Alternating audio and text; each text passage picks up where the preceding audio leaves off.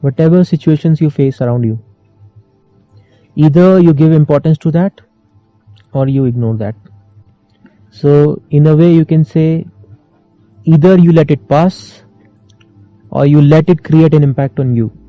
So you only record memories of those incidents in which you allowed that situation to have an impact on you. Otherwise, imagine the amount of data you would have gathered by now. You would have gone mad if you would allow too many things to impact on you. And that is what karma is, whatever you capture. In a particular situation, if you are letting it impact you, you're gathering karma. If you are letting it pass, simply witnessing, not reacting to it, you're not gathering any karma. When you say good karma, bad karma, you are basically trying to say that what kind of reaction, what kind of impact you captured on your memories.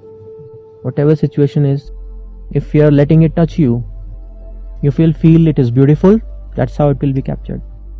It will help you bring more beautiful moments. If you will let it impact you in a terrible way, if you'll say I'm wasting my time, or you'll be busy in analysis, criticizing, judging, that's what you are capturing. So each moment you have this option, each moment. So when we are in spiritual path and we are trying to move near to the core, the silent core, then we say neither capture good moments nor the bad ones. Neither I need a good karma or a bad karma. You would not let any situation impact you. You will let it pass.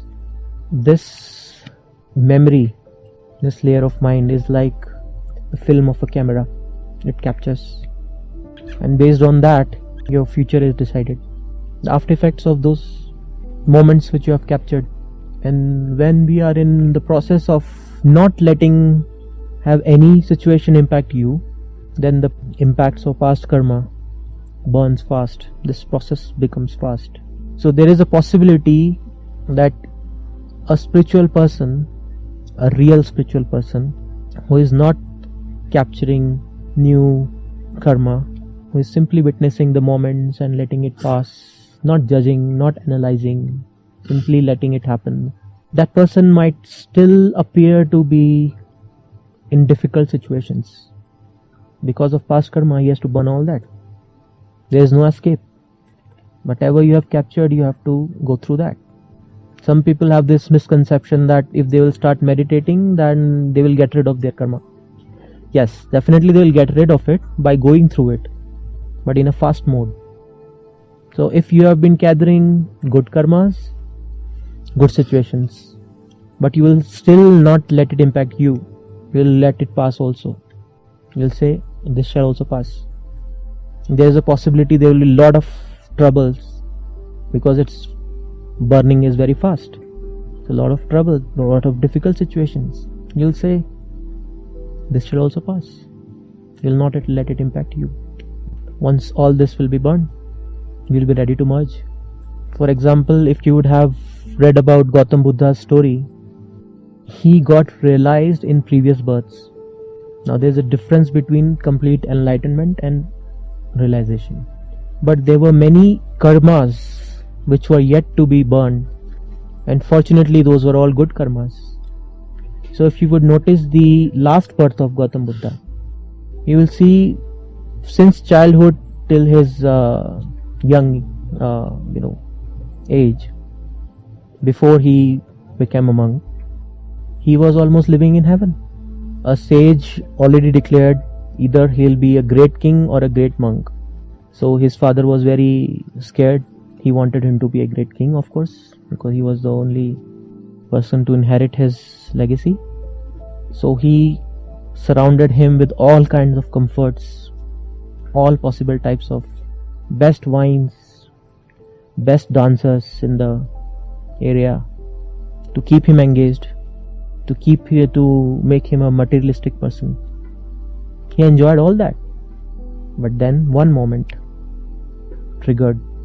So there is no escape from the karmas, either good or bad. You have to go through all that. But the idea is to not get affected by it. Realization is when you wake up in a dream and realize this is a dream. And full enlightenment is when you let the whole dream merge into you. Or you can say Mahasamadhi, when you get dissolved in the nothingness. So for that person, that whole dream has merged into that person and nothing is there. For people who are still in the dream, it might appear that person has left the body. So they will make a samadhi. This is the place where he took Mahasamadhi. But most people are not ready for realization.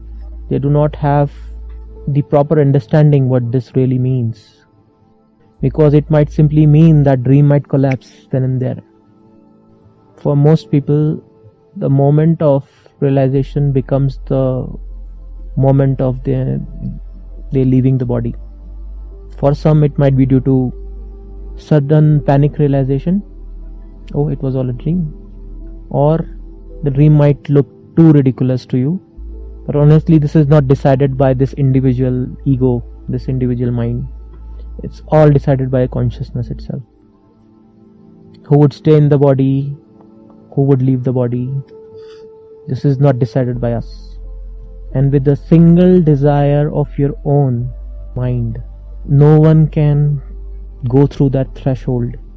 When you are really ready to drop all your desires, on your individual limited desires, and you are ready to accept whatever the desire of the consciousness is, whether that means you would stay in the body or leave the body. When you leave that decision also to the consciousness, when you do not even have the desire to realize, then only something happens. So those people who think that I want to realize and then I will share this with the humanity and then I will change things, I'll make people's life easier. Or some people might think I'll manifest this, I'll manifest that, I would have access to those things. They are fooling themselves. This is like jumping into a river and not even trying to escape. Complete surrender. But this is not a suicide. When you're ready to flow with the river, regardless where it takes,